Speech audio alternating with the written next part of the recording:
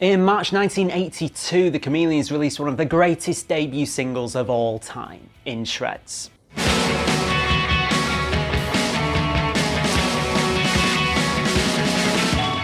And just like that, they invented Interpol.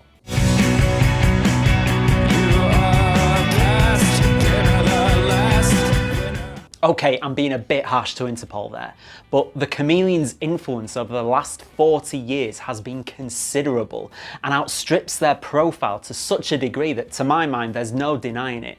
They're the post-punk band that's had the most amount of impact with the least amount of coverage. There's an argument to be made that the Chameleons are the ultimate cult band. Hello and welcome to 2020 Sound, the channel where we take a look back at the overlooked and underrated in indie and alternative rock history. If that sounds like something you'd like to watch more videos about, then do please subscribe. Now, the Chameleons may well be the most appropriately named band in rock history, and not just because they wore a fantastic array of jazzy pattern knitwear, but also because the reptiles from which they take their name are, of course, famous for their camouflage abilities. And let's be honest, you've got to have eyes like a hawk to find any trace of the Chameleons in the media or in rock music literature. It's very possible that there has never been a band this influential whilst flying so far under the radar. As an example, one of my favourite books is Simon Reynolds' Rip It Up and Start Again.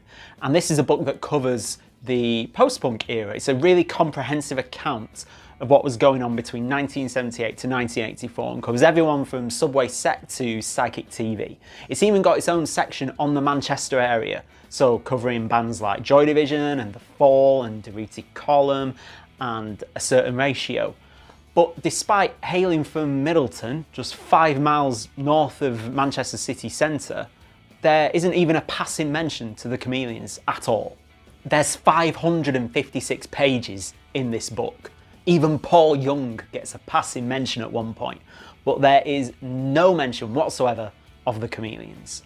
And yet this is a band whose output has cast a huge shadow over a great many musicians across the world. Bands like The National and The Verve and Flaming Lips have all tipped their hat to the band, and there's definitely a very strong case to be made for the Chameleons' effects-laden sound, having played a big part in drafting the blueprint of what would eventually become dream pop and shoegaze. Slowdive, for instance, have given them the nod before, and bands like Kitchens of Distinction and The Catherine Wheel bear some of the hallmarks of Middleton's finest.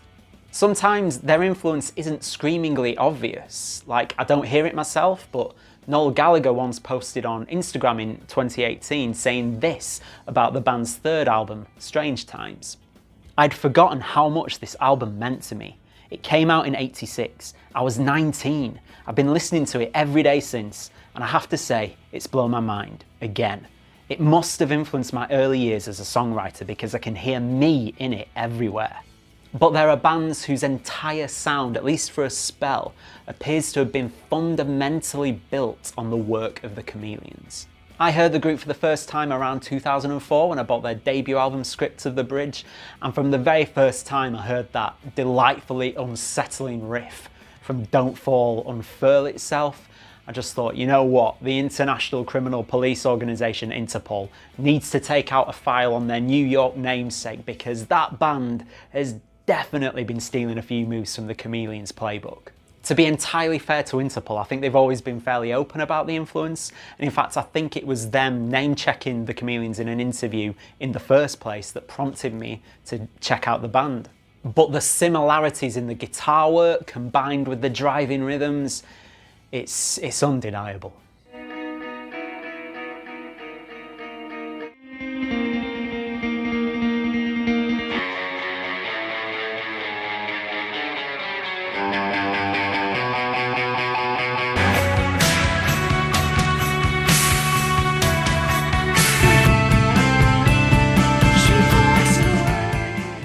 And in playing such a huge part in shaping Interpol's sound, I think either directly or indirectly, they've also played a huge part in shaping the sounds of all those bands that followed in Interpol's wake, from Editors to White Lies.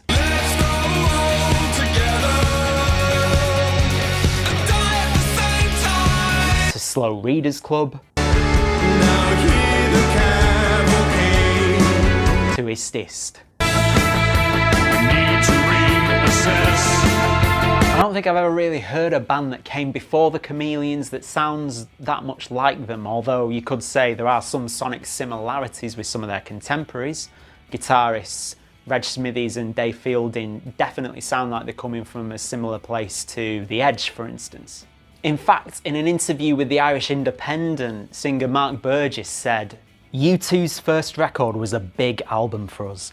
Edge's guitar opened it up in terms of how you could build an ambient atmosphere.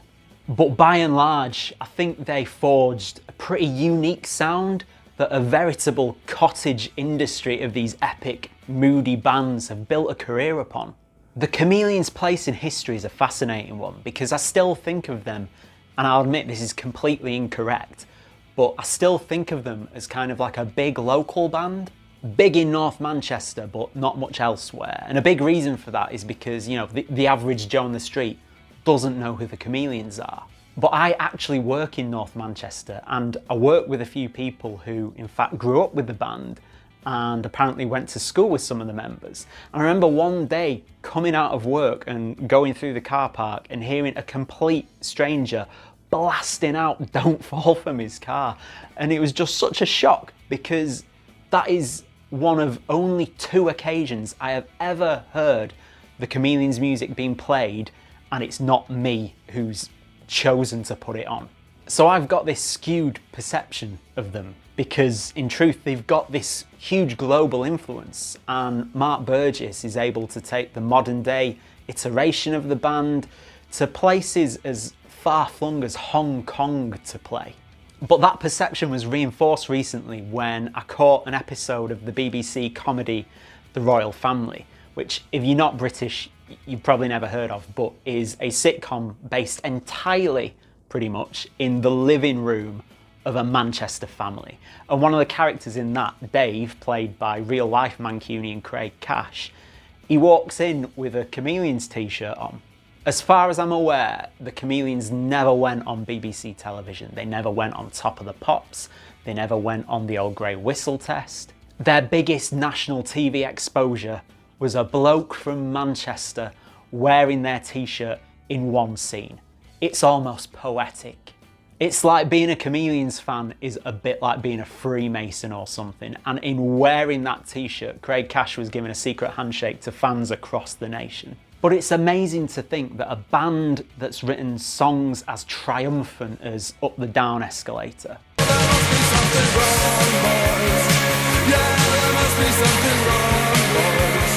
or as stirring as Intrigue in Tangiers,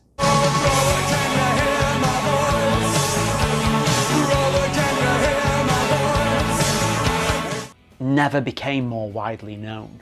The real shocker is Swamp Thing. I mean, that riff alone is enough to clinch it.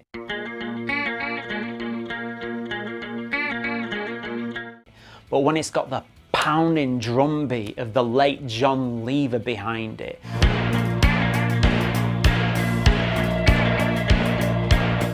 and the soaring, singable paranoia of the choruses,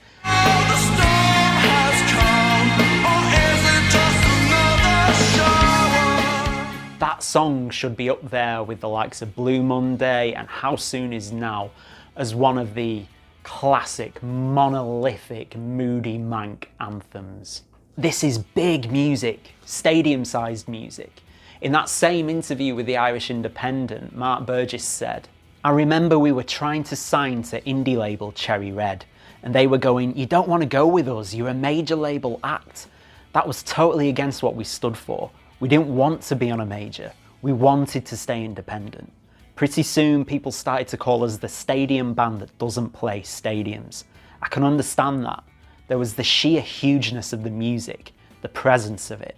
After 3 albums and the sudden death of their manager Tony Fletcher, the band's initial run came to an end in 1987. They reformed in the early 2000s and released a belting comeback album in Why Call It Anything in 2001, and they continued to not play stadiums until they eventually fell apart again in 2003. Mark Burgess has continued to tour their back catalogue as Chameleons Vox ever since, joined by John Lever on the drums until he sadly passed away in 2017. Also worth noting is the fact that after they split up for the second time in 2003, they Fielding formed a trance techno dance act called Coconut Dog. Shockingly, Coconut Dog never played stadiums either. So why did the Chameleons never break through on that bigger level? Was it lack of music press support? Was it poor promotion? I think it's really hard to say, but let's be honest, one of the things that makes this band so special is that it's that cult status. It's that which partly makes them feel still such an intriguing entity. When I think of the Chameleons, I often think of that legendary quote from Brian Eno when he said this about the Velvet Underground in an interview with the Los Angeles Times. I was talking to Lou Reed the other day and he said that the first Velvet Underground record sold only 30,000 copies in its first 5 years. Yet that was an enormously important record for so many people. I think everyone who bought one of those 30,000 copies started a band. So I console myself in thinking that some things generate their rewards in second-hand ways. And in a sense, it's in these second-hand ways that the Chameleons, through the many, many artists they've inspired, have gotten their reward and managed to fill those stadiums that they never got to play themselves many, many times over. Thanks so much for watching. Let me know why you think the Chameleons are still overlooked to this day in the comments. If you enjoy this video, do please give us a like and give it a share with anyone who you think might enjoy it. And if you'd like to watch further videos all about overlooked and underrated music from indie and alternative rock history, then do please subscribe.